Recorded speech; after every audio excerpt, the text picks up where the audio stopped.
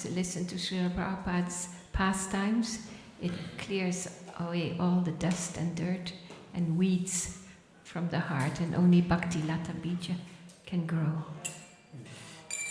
all the way back to the spiritual world, Krishna's lotus feet.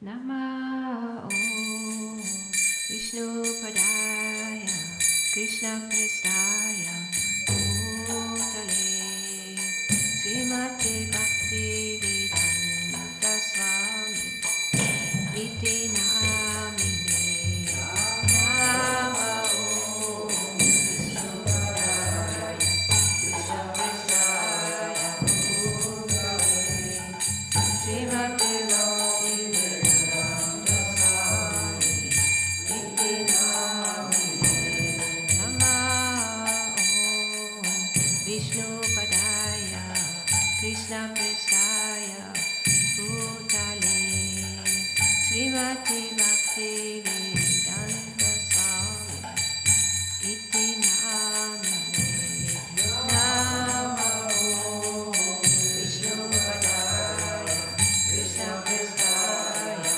Bhutale Srimati Bhakti Vedanta Swami Iti Namine Nama Om Vishnu Padaya Krishna Prestaya Bhutale Srimati Bhakti Vedanta Swami Iti Namine Nama Om Vishnu Padaya Krishna Prestaya Bhutale Srimati Bhakti Vedanta Swami Iti Namine Namaste Saraswati Devi Gauravani Pracharine Nirvisesa Sunyavadi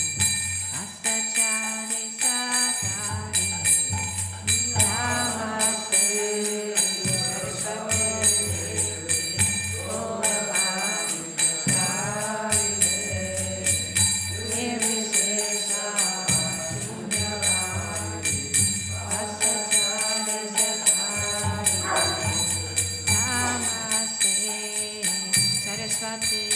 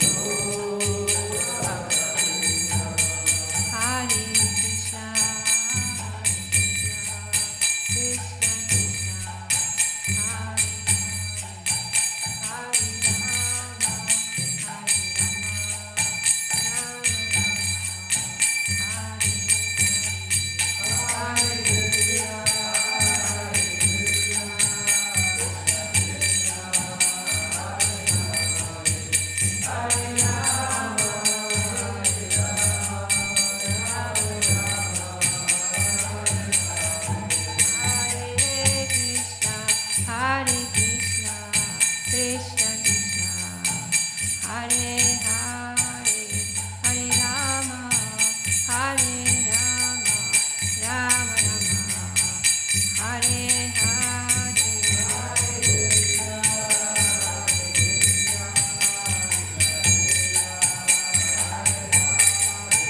Hare Rama, Hare Rama, Rama Rama, Hare Hare. Jai Srila Prabhupada ki jai. Transcendental Diary ki jai. We're reading from the Travels with His Divine Grace, A.C. Bhaktivedanta Swami Srila Prabhupada between April 1976 till June 1976. And it's written by Hari Sori, who was Srila Prabhupada's personal servant. So he was so kind to take notes while he was traveling with Srila Prabhupada. And he wrote a diary, so we get to travel with Srila Prabhupada from day to day practically. At the moment, Srila Prabhupada is in Honolulu, and it's, I will go back a little bit, it's 7th of May, yes, in the evening. In the late evening, as I massaged him, so the I is Hari Sori.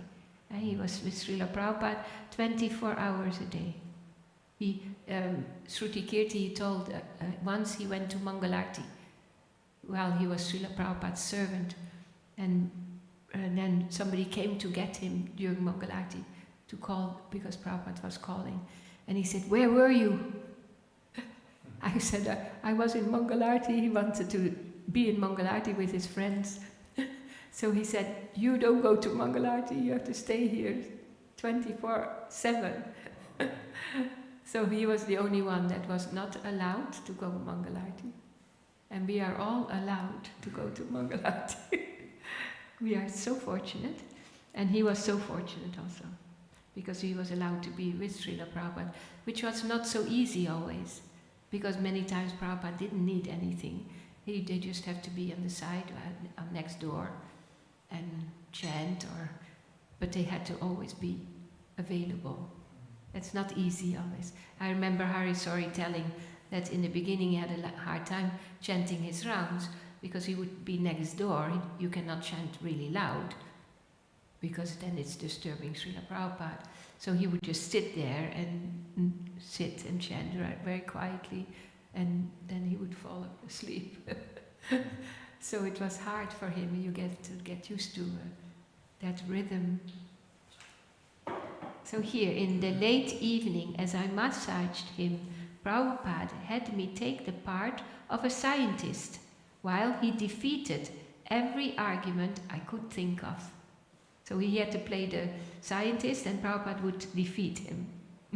Of course, I am not a scientist, nor a student of science, but I may be taken as an ordinary man whose vision of the world has been shaped and colored by years of science-based schooling and social pressures conveyed through the mass media. So we are all influenced by this mood of thinking that science is God, basically. Srila Prabhupada has destroyed whatever little faith I might have in the credibility of the materialists and their propaganda. He gave a practical example of how mad people are. At the time of death, a man he had known pleaded with the doctors, "Please give me just 4 more years of life so that I can finish my business." Prabhupada, shaking his head at the foolishness, he said, "As though doctors could give life." They promised that actually they try to prolong life. That's their vow of the doctors. Exercises like this strengthen my trust in the Vedic version of life and the universe unlimitedly. As for Srila Prabhupada, he simply loves to preach, and his sense of duty to his spiritual master and Krishna impel him to deliver through true knowledge and defeat ignorance wherever and whenever it might be found. So even if it's evening late during the massage, he will deliver his personal servant. So now we go to May 8th. Magic Island has become the regular.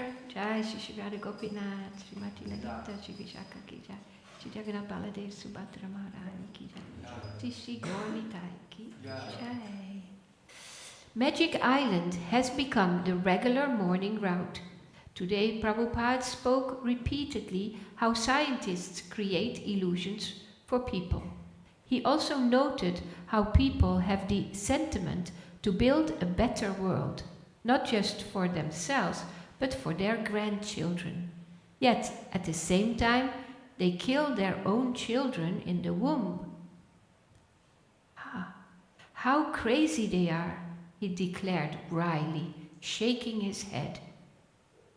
So they save the world for the grandchildren, but the children don't get a chance.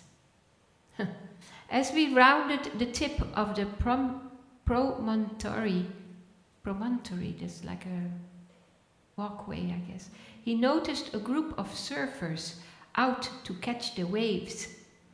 He paused briefly to watch them riding in on their boards. Who's been surfing from all of you? You been surfing? You did? Yeah? Okay, so you will, this instruction for you. He was falling, He paused briefly to watch them riding in on their boards, falling off and struggling to swim back out again for the next wave. He said that they would take births as fish in their next lives due to their absorption in water sports. So you are saved. In this life you're saved, that's already good. Now we have another purpose for our lives. So he quoted from Bhagavad Gita, Yam yam vapi smaram bhavam. Whatever state one remembers when he quits his body, that state he will attain without fail. This is from Bhagavad Gita 8.6. Class continued with verse 7 of the first chapter of the 6th canto, describing how a person takes with him the reactions created by the activities in his kaya, means body, mana, mind, and vakya, words. He takes them into the next life where he suffers accordingly, unless he makes suitable atonement. Therefore, Prabhupada said that murderers must be executed in order to free them from reactions to their misdeeds. Otherwise, they will suffer very severely in their next lives, 4 times as greatly. Wow. One must follow the Dharma Shastras to counteract offenses, and he pointed out that if one follows Shastra, then he will not kill in the first place. Yeah, then you don't have to be punished for it. He said that because ksat means injury, it is the government or kshatriya's duty to protect the citizens from anyone who is unnecessarily injuring their bodies. Then he gave a broad vision of who should be protected. So we can already know what Prabhupada means with this. The tree has taken birth, right? The man has taken birth. Why simply man should be saved? Not the cows, not the trees. He must be saved. Unnecessarily, there cannot be any killing. Lord Christ also, thou shalt not kill. Yes, this is the beginning of religious life. If you are accustomed to kill somebody, either man, animal, trees, fish, anything, there is no entrance to religious life, because every living entity is the Son of God. And there was a little pastime about mosquitoes also. Because mosquitoes can sometimes, for me that's a hard one. Spiders, okay, you can catch them, throw them out. And flies you can catch and throw out. Mosquitoes, they're quite easy to catch, but in the night when you're asleep and there's somebody, one of them is bugging you, and then sometimes they give me some satisfaction too.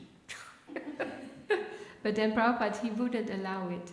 But once, because there was one mosquito in his net, because he would, in India, he would have a mosquito net, because there the mosquitoes are dangerous, they can have malaria, give malaria. So it was there, and the servant wanted to catch it, or kill it. Prabhupada said, no, don't kill it. But then, after some time, he went on Prabhupada's hand or arm, I don't remember. And then Prabhupada said, now you can kill it, because he's attacking. So then he becomes a...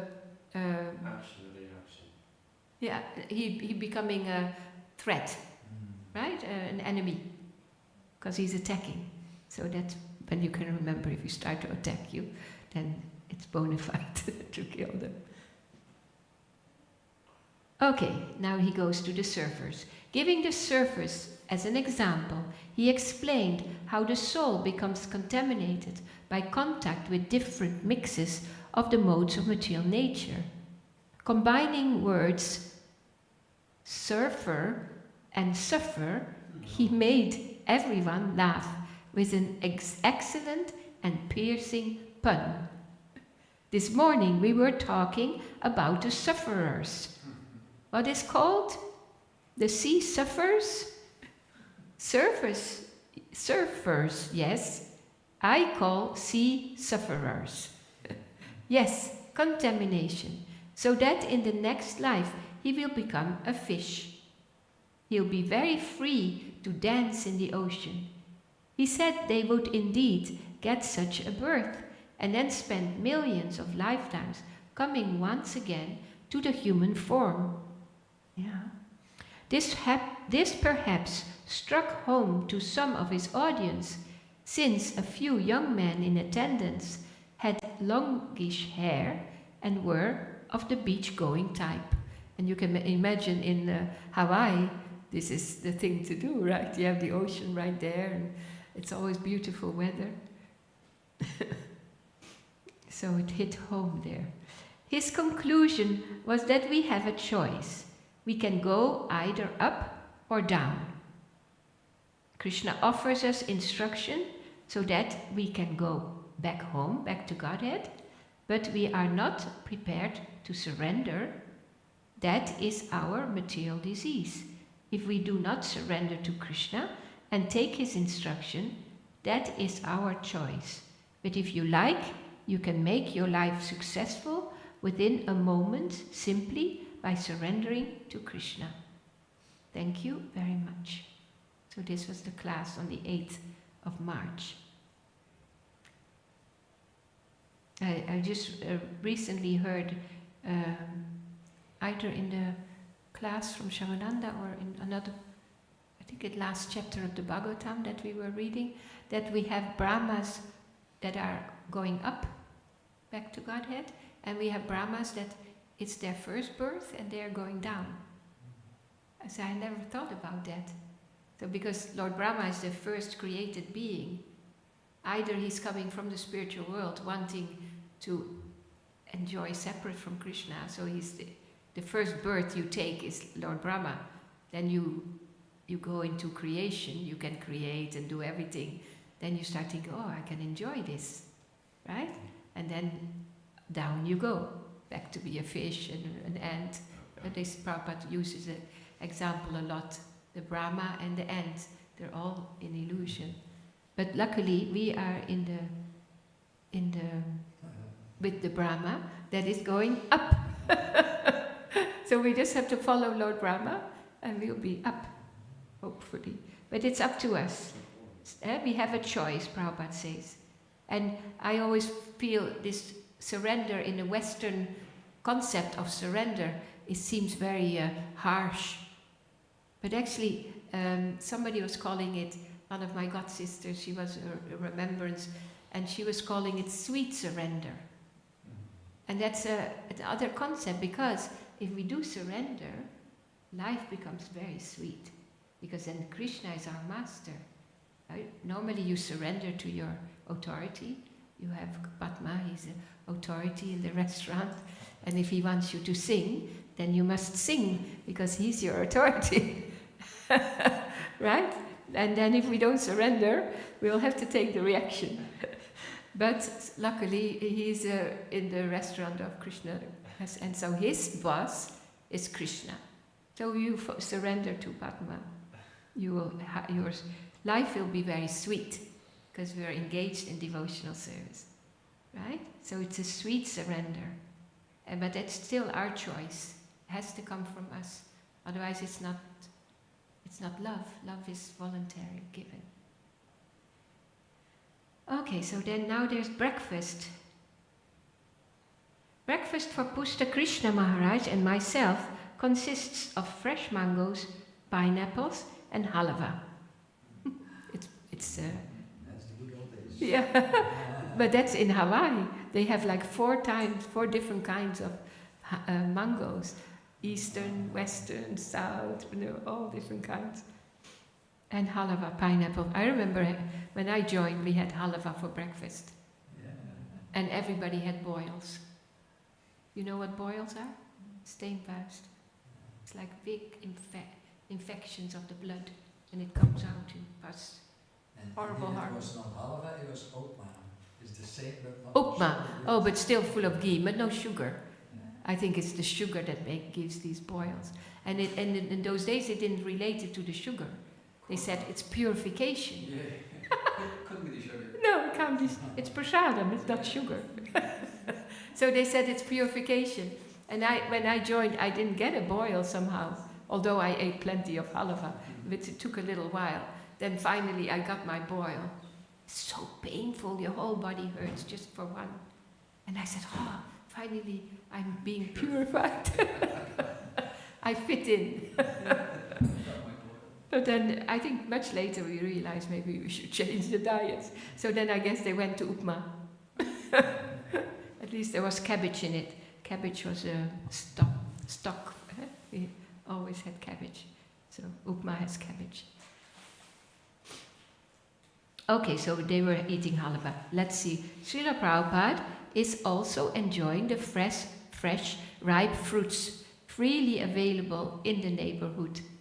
Remarking on the delicious mangoes, he said that their juice should be boiled down and then dried in trays in the sun. He explained that this dried pulp can be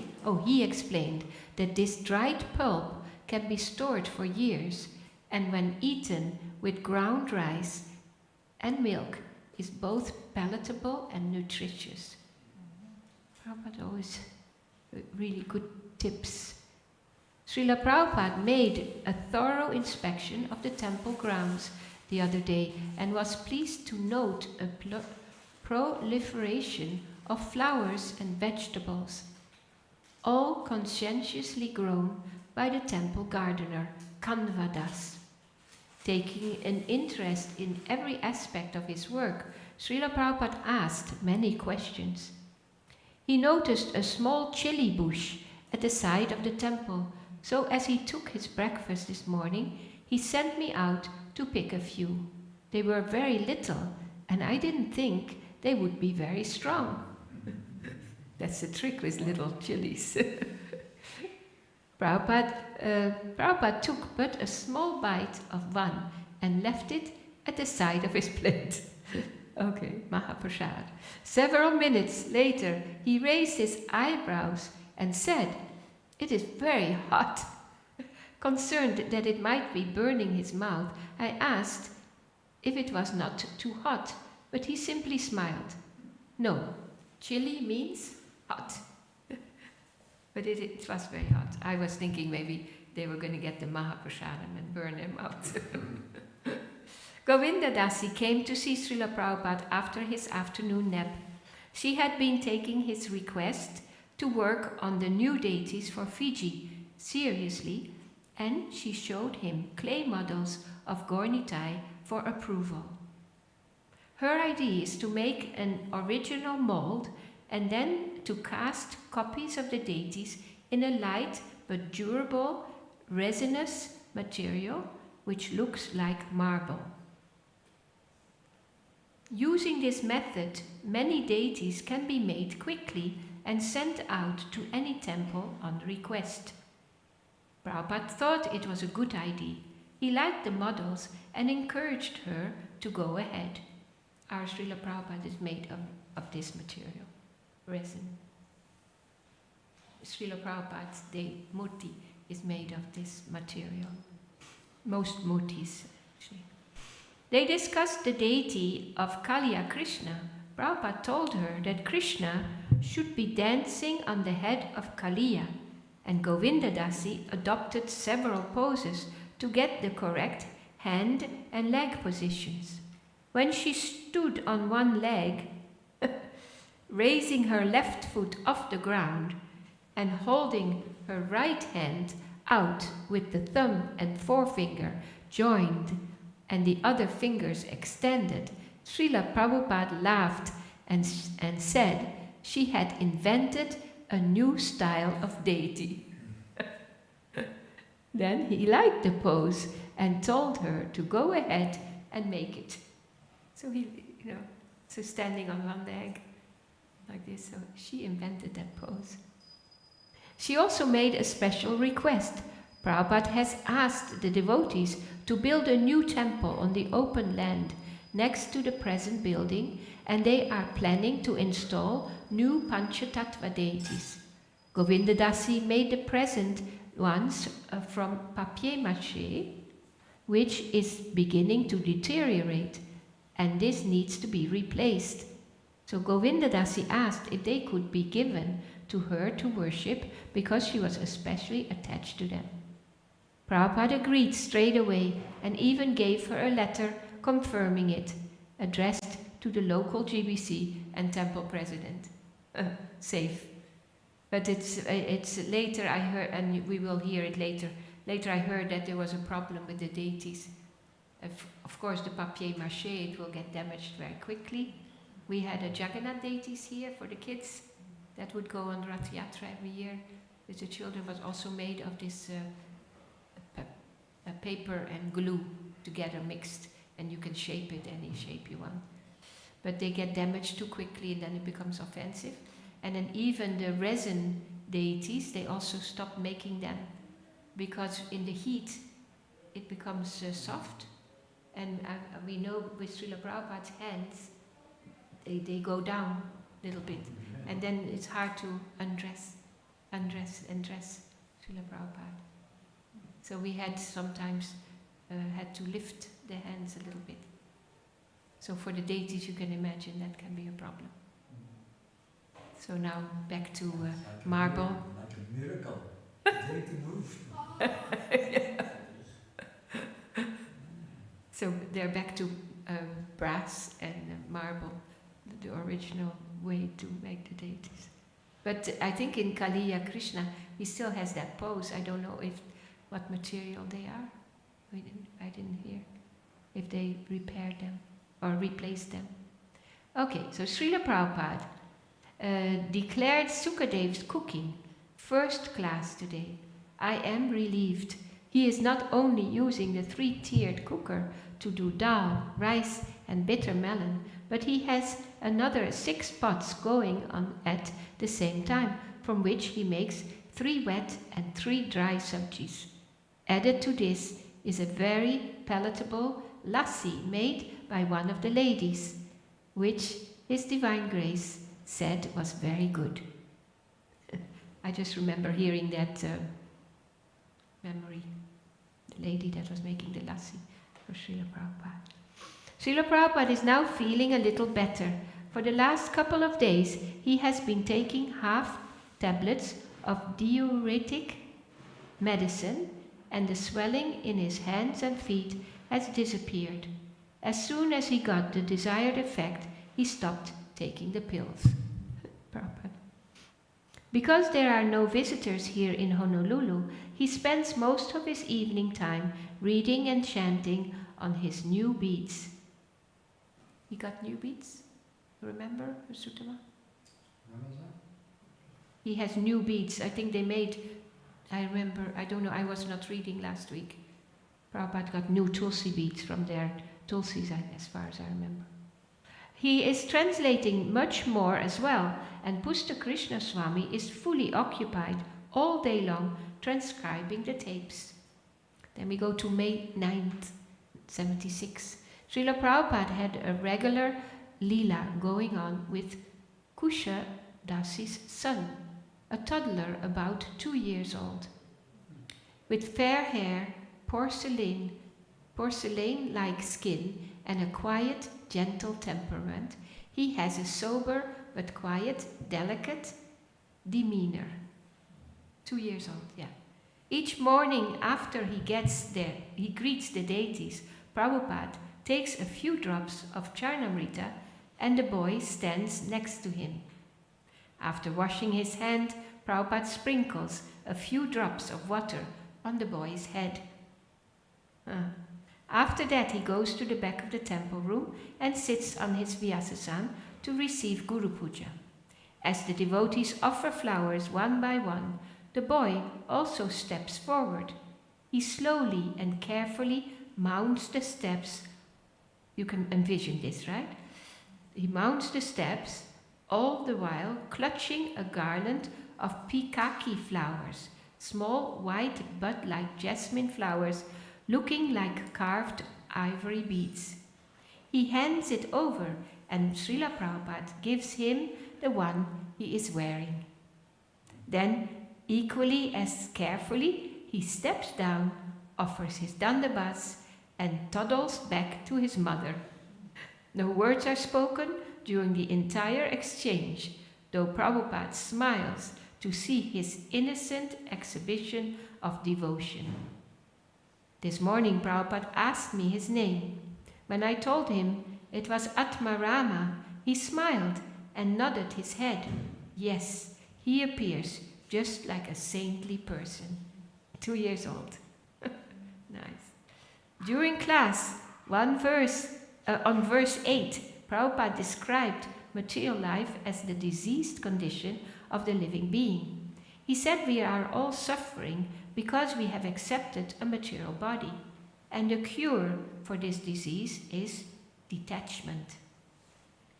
This was taught by Sri Chaitanya Mahaprabhu and the 6 Goswamis. He quoted Chanakya Pandit's summary of the principal attachments in life. In the family, 2 persons, the mother and the wife. If they are very, very good, then happy life. Okay? This is Chanakya Pandit. He says if you have, he gives a summary of the principal attachments. So, the mother and the wife, if they are very, very good, then happy life. Chanakya Pandit therefore said, at home, if one has no mother, and if the wife is not very attached and does not speak very well, means does not like the husband on the whole, if such a wife is at home and mother is not there, this is, there, and then there's pause. And then Prabhupada said, this is ideal Indian happy home. But in your country it is very rare, you see. But this is the standard of happiness.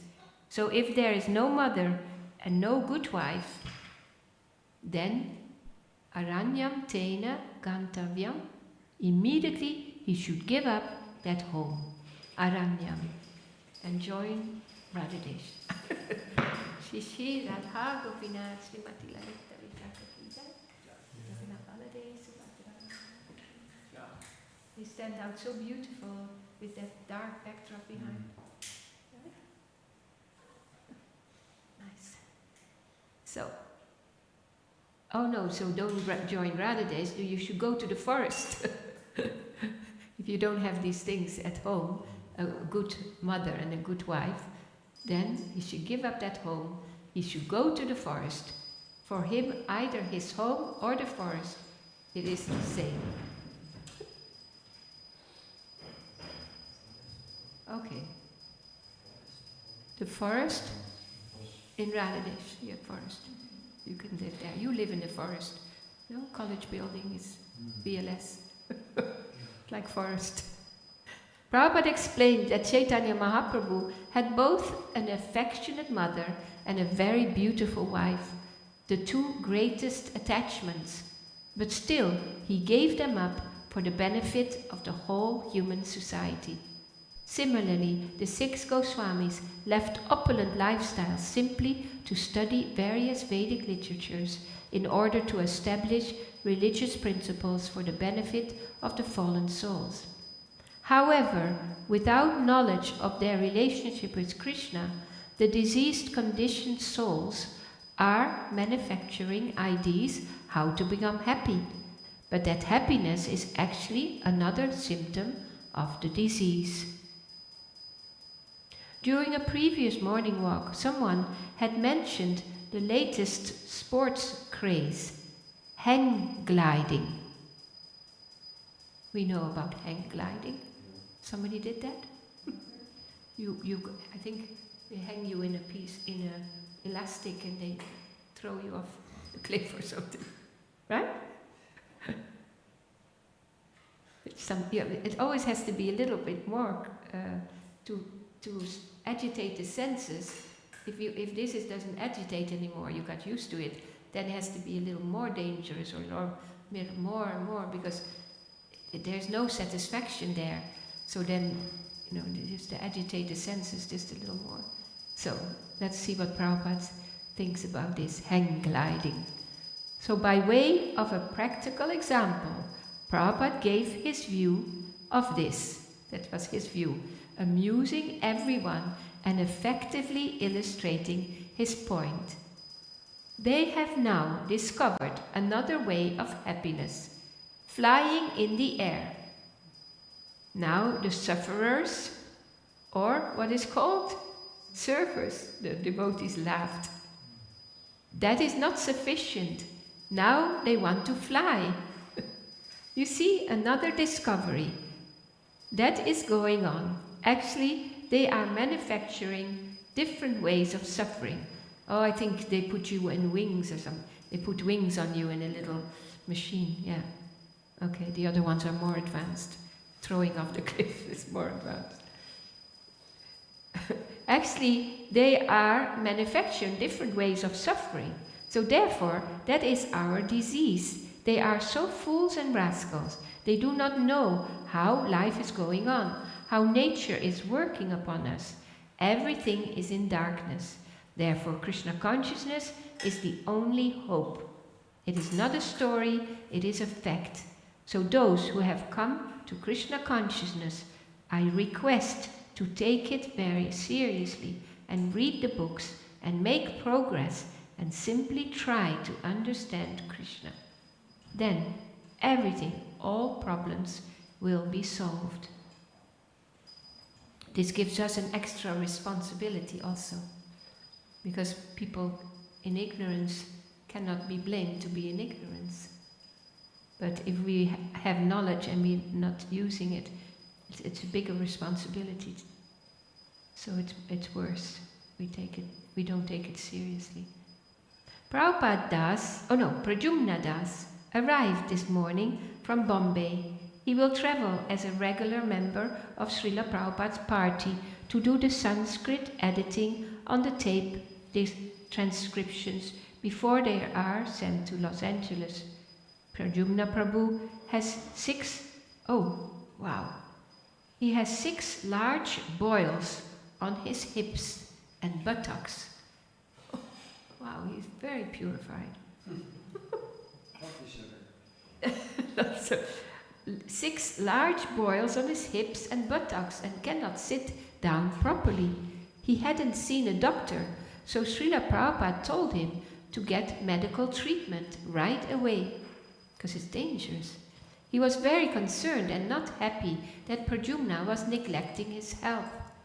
Later in the day, Pradyumna came back from the doctor with a large bottle of the antibiotic tetracycline, which he has to take every 4 hours for the next 10 days. Okay, so he got this. They didn't slash them. They have to cut them usually. We were in Prabhupada's room in the late afternoon when Siddha Swarup Maharaj came in. He sat in front of Prabhupada's desk, leaning on its corner with his elbow. Can you imagine sitting in front of Prabhupada's desk like this? Quite casually, I thought. Prabhupada pleasantly asked him, "So, what is the difference between the two groups?" It was an indication that if there were any differences between ISKCON and Siddha's group, why not, while he is here, work to clear them up so that everyone can cooperate. Siddha Swarup simply lowered his head, his bottom lip protruding, and ignored the overture. "Well, Prabhupada," he pouted, "I think Krishna will decide who is right and who is wrong." He seems completely negative to any proposal for cooperation, even from his own spiritual master. Over the last few days, Srila Prabhupada has been requesting the temple leaders to construct a new temple building on the side of our land. Despite Siddha's attitude, Srila Prabhupada attempted to encourage him to participate in the new project. He said that whatever differences existed could be solved on the common platform of chanting the holy names of the Lord. But Siddha Swarup merely invented one excuse after another why he could not participate. Later, alone with Prabhupada, I asked about book distribution and deity worship. I asked why, if deity worship was the process for self-realization in the last yuga, do we have it now? Wasn't Sankirtan sufficient? I just read about this in the Bhagavatam. He said, so let's see what Prabhupada says. He said that he had introduced worship of the deity because while there was a rise, sorry.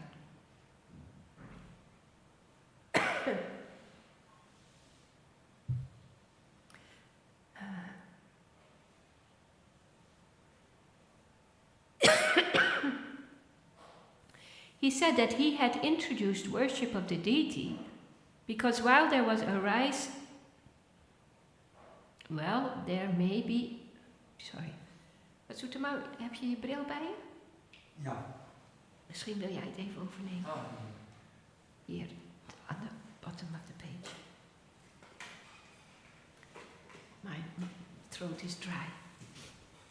ik dacht, ga ze nu eerst naar 2 brillen nodig? Nee. Okay.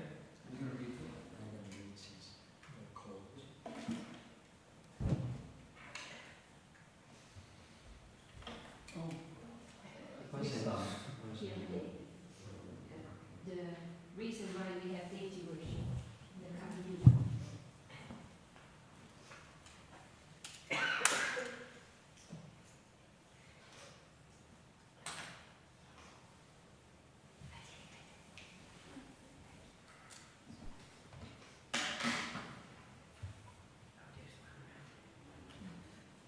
Let's see.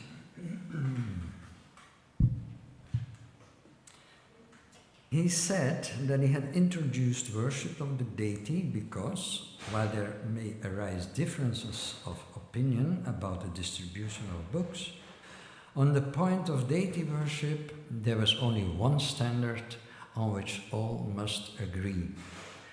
This would therefore maintain the purity of the movement.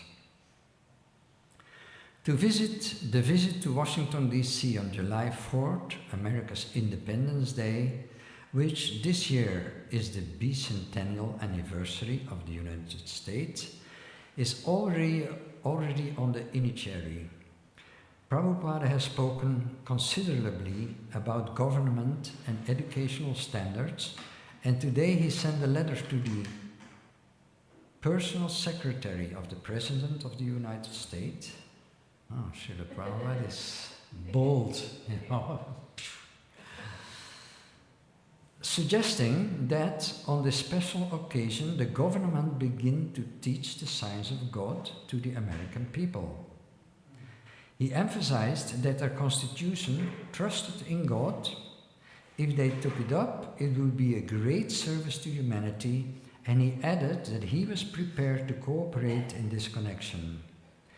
If the American government takes it seriously, then they would do. Prabhupada is nothing if not bold, willing to try any avenue to spread Krishna consciousness on any scale. In his quest to salvage the planet from degradation and godlessness, he is able to speak to hippies and dropouts or to the highest government officials. Dealing with his other mail, Prabhupada took care of several managerial issues. He sent a letter to Abhiram Das in Calcutta, inquiring about the progress in acquiring the park across the street from the temple.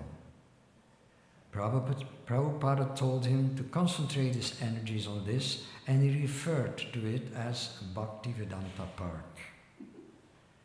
Guru Kripa Maharaj is leaving very shortly for Japan, so Srila Prabhupada gave him a letter to hand over to Trivikrama Swami. Trivikrama Maharaj had left Korea in order to apply for a missionary visa there.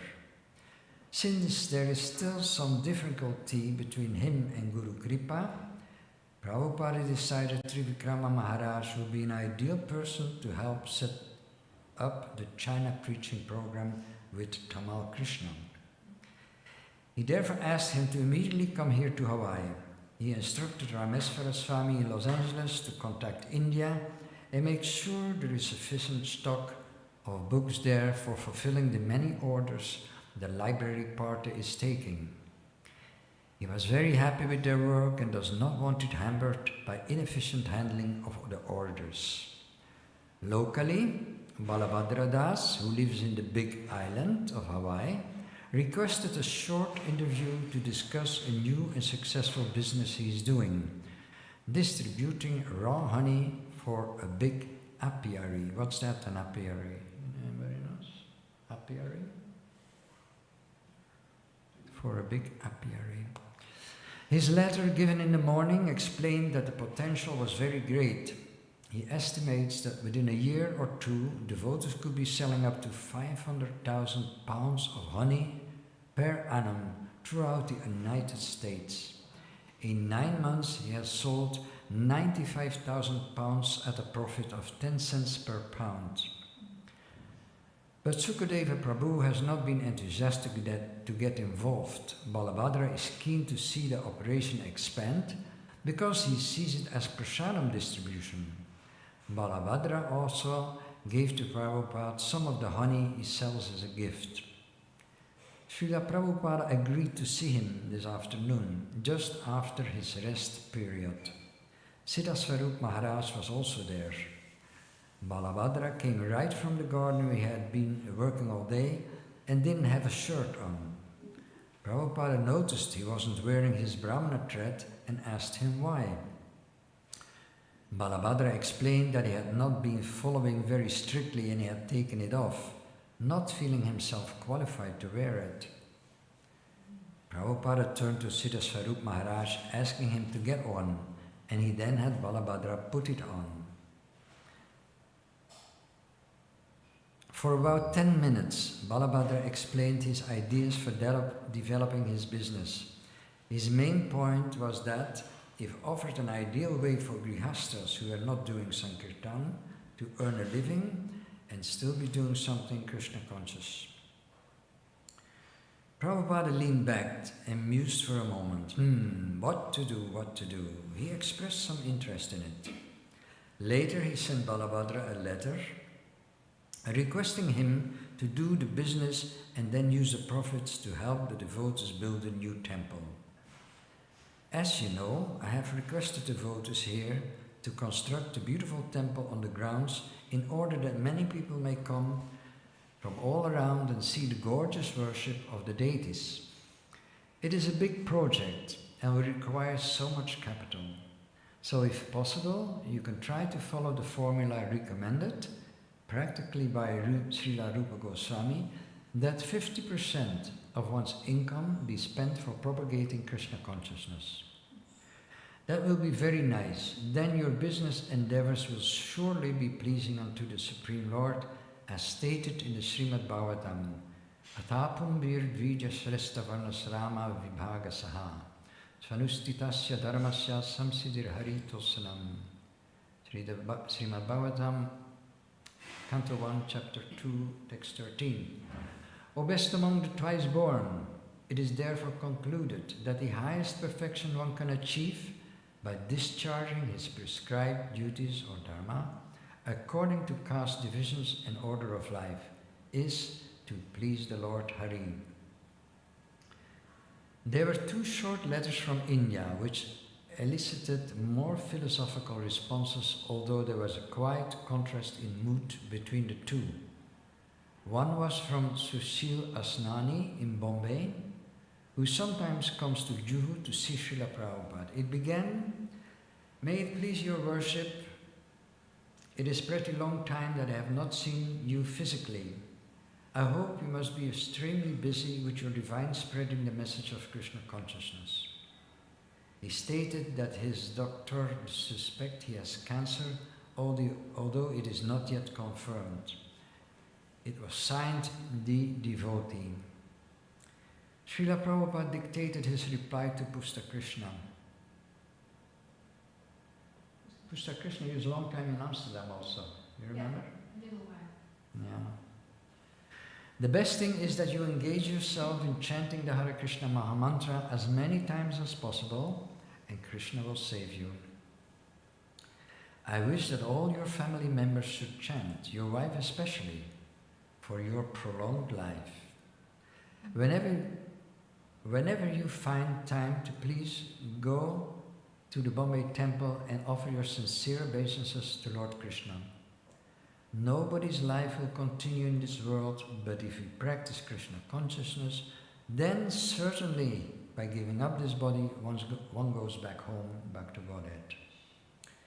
He finished by quoting Bhagavad Gita, chapter 4, verse 9. As a nice personal touch, he added as a postscript that he was enclosing 1 US postage stamp for Sushil's son. A stamp. A stamp. Yeah, like a real father or grandfather. He's very concerned for, pleasing everybody in a way. Fitting. Yeah. The other letter came from the Indian Humanist Union, a venerable Swamiji. The Indian Humanist Union is a non-political secular organization which stands for solidarity of mankind and intellectual integrity. It welcomes that which promotes amity and shuns the opposite. It is, of course, concerned with this life alone. This being the case, I wonder if any cooperation is possible between us. Srila Prabhupada replied that he was happy to receive the invitation to cooperate together, and he asked for details of their program. He said that our program is to awaken the human society to God consciousness. He explained that the soul transmigrates from one body to another, and when he attains the human form of life, he decides which way he wants to go. He said that he is preaching on the basis of Vedic literature, which is considered the most authentic knowledge by Indian scholars, religionists and people in general. And this is now being appreciated by all scholarly sections around the world. He then invited his correspondent to purchase a full set of his books for their institution's library. Then he got into the philosophical aspect of the man's letter. With reference to your statement that you are concerned with his life alone, I could not follow what you mean by this. What do you mean? This life alone. That's what Prabhupada Maharaj recently said, that what's the use of winning the lottery, winning €1 million, and next life you become a cat or a dog. So you have to see the whole way, you know. In this life also you can take for education your children. So if the child is not educated for the next stage of life, then how do you account for the child's youthhood age? Life is a continuation. The baby grows to become a child. The child has to become a boy. The boy grows to become a young man. And the young man becomes a middle-aged man. The middle-aged man becomes an old man. So, with which stage of life you are concerned? Practical examples always, huh? I shall be glad to know in which stage of life you are interested. That's sarcastic, you know. If you don't take care of the child and simply becomes concerned with the young man, is it possible to act properly in the matter of humanitarianism? And according to the transmigration of the soul, a man can become a dog in the next life. So you can take care of this life, and in the next life he becomes a dog. Then what?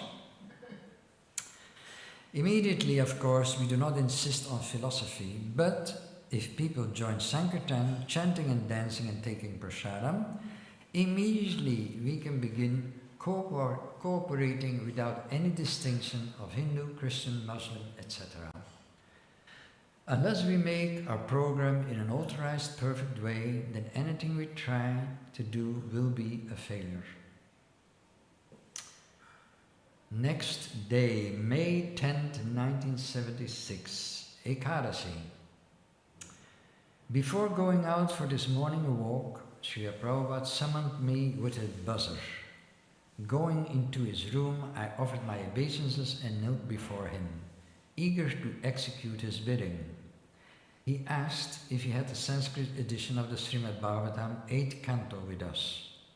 He said he would finish the 7th by the evening. See?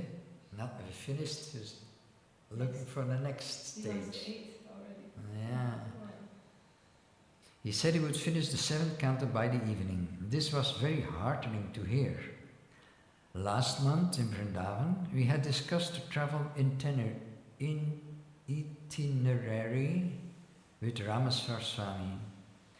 He had put in a strong plea to Srila Prabhupada on behalf of the BBT to take advantage of the remoteness of Hawaii for this purpose, to increase his writing. Prabhupada has often said that if the devotees publish at the speed he writes, he would be more and more encouraged. So when Ramaswara enthusiastically informed him that the BBT had almost caught up with him, he agreed to spend a month here, with the hope it would increase his output. Now to hear that he was making good progress was at once fulfilling and inspiring. I was excited and expressed my pleasure at this welcome news. Prabhupada remained modest and sober, with a slight smile and an unassuming tip of his head. He told me, "Oh, I cannot finish it very quickly, but I have to present it for your understanding." Oh. Again, you know. Read between the lines. I can finish it very quickly, but I have to present it for you, your understanding. It requires deep thought, very carefully for the common man. Prabhupada's class emphasized his presentation of Srimad Bhagavatam as his most important work. It is not a mere product of his scholarship, but a deeply realized penetration into the very essence of life, the problems that haunt all men and the solutions which wit to exorcise them. The verse continued with an inquiry from Pariksit Maharaj as to the value of prayaschitta, or atonement for sinful acts. A person who knows sinful acts are injurious to him because he sees criminals are punished by the government and rebuked by people in general. He also hears from scripture that one is thrown into hellish conditions in the next life, and yet still a person commits sinful acts again and again, Therefore, Pariksit asked Sukadeva Goswami what the value of such atonement is. After condemning the so-called scientists and philosophers who think life is merely chemicals, and after explaining the Bhagavatam's analysis that life is spirit, Prabhupada pointed out to his attentive audience that Pariksit Maharaj, the emperor of the world, submissively inquired from Sukadeva Goswami because, Prabhupada said, he is the disciple and son of Vyasadeva. So this is parampara. One should learn from the right person. That is perfect knowledge. We are sticking to the Krishna conscious movement to receive perfect knowledge. If we change, if we become so rascal that what has been spoken in Vedic literature, there is beyond something, then we are rascal. There is no beyond.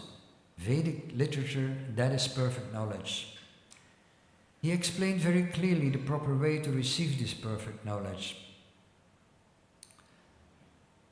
We should understand that parampara is, again, Krishna is Kala, Krishna is time. Time is not a moment, or not in this age, or 100 years ago, or 1,000 years ago. Vedic civilization is even not million years.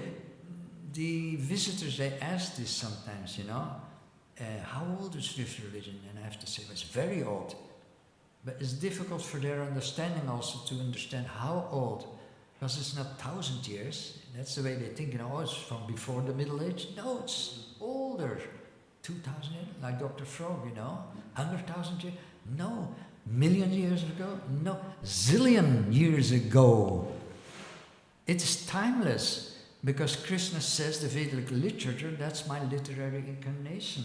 So this knowledge is not limited to a certain time or culture. Many people also think we're Hindus. We're not Hindus. Vaishnavism is very much older than Hinduism. Hinduism is a few thousand years, Christianity a few thousand years. Vedic knowledge is timeless. Therefore the parampara, although there is also many authorities, many acharyas, many great souls throughout this million years, the conclusion from what they say is always the same. The conclusion, the Siddhanta, is always the same. Throughout millions of years, they don't change. Political systems, they change every few years, and everything is changing in the material world. Spiritually speaking, preserved by the parampara, this knowledge, this eternal knowledge, which is non-different from Krishna, is always available. It stays pure. Prabhupada defined submission, intelligently serve. And that's another hint that the Vedic literature is not dogmatic. You have to serve, yes, but intelligently. Don't serve as a blind man like a parrot. You have to use your brain. The essence of Bhagavad Gita is Tatvidi Pranipatine Pariprasnina Sevaya, that verse which says you have to inquire submissively. You don't have to sit there and accept whatever I say. You can inquire, you can challenge, you can, as long as the desire to know and understand is pure, is honest, then you can question and challenge. Intelligently serve. It is not that he is checking the guru, how my guru is learned. No, the submission is there. But when the guru says something that he may not understand, that concession is there. Pariprasnena sevaya. You inquire. There he said Parikshit's question was very intelligent because as a king he knew practically that criminals repeatedly commit crimes even after going to jail. And medical patients repeatedly become diseased even after understanding or undergoing troublesome and painful treatment. Because neither can stop their bad habits. This is student. Just see how intelligently the question is put. Sukadeva Goswami said that for any sinful action, atonement, one has to atone. So he immediately catches this word, this intelligent disciple, that what is the value of this atonement? If he cannot correct himself to commit a sinful activity, then what is the value of such atonement? This is a very nice question. We shall discuss tomorrow. So every question is permitted to ask, as long as it is respectful. Gaura Sundara. Gaura Sundara Das came in the afternoon in response to Srila Prabhupada's request. He was polite and well-groomed and stayed about half an hour, saying very little. He listened quietly to all Srila Prabhupada told him, dealing very kindly but frankly with him, as a loving father does an errant son. Prabhupada indirectly addressed Gaura Sundara's establishment as his own ashram. He told him that he did not mind if he wants to become a guru. In fact, he said that is required for the wants of all his disciples to become gurus. But he stressed the standard should not be changed. You shouldn't forget that. It's not that because Srila Prabhupada said you all have to become guru, that we can simply do it. No, you have to come to a certain standard. Let's not forget that. Do not manufacture your own process, he told Guru Sundara. When Gaura Sundara took his leave, Srila Prabhupada commented that although Gaura Sundara had sat and politely smiled or nodded his head as if in agreement, whether he actually understood what he was told him was another thing. See?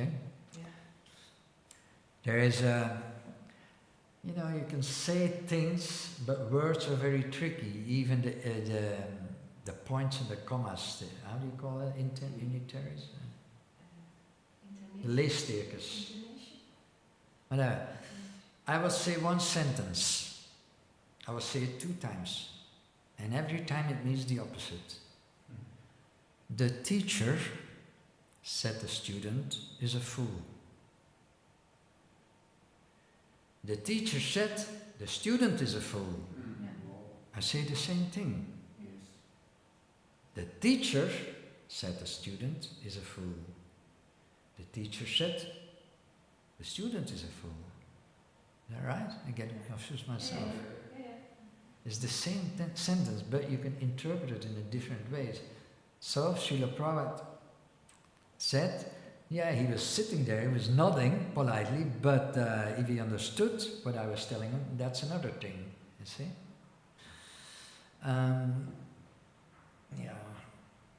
One little piece here. Sukadeva cooked some special potato patties today as an extra Ekadasi preparation. Another devotee, Satyadeva Prabhu, gave him the recipe. Boiled potatoes mixed with Ekadasi flour and cooked peanuts are made into small cakes, which are then deep fried in ghee. They delighted Srila Prabhupada. He asked Sukadeva which boyish innocence. Oh, you have made these. Now, I read that again. They delighted Srila Prabhupada. He asked Sukadeva with boyish innocence, oh, you have made these? When he tasted them, he smiled brightly. Oh, very good. All glories to His Divine Grace, Srila Prabhupada, Patita Pavana, Ki Jai.